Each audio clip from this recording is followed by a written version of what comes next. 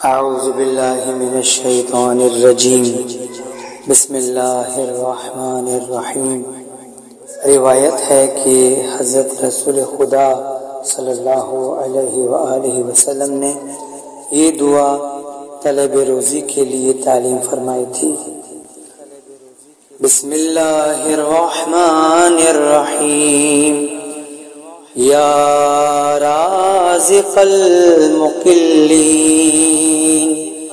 ویا راحم المساکین ویا ولی المؤمنین ویا ذا القوة المتین صل علی محمد وآل بیتہ وارزقنی وعافنی واکفنی ما اہمنی اللہم صل علی محمد وآل محمد وعجل فرجہم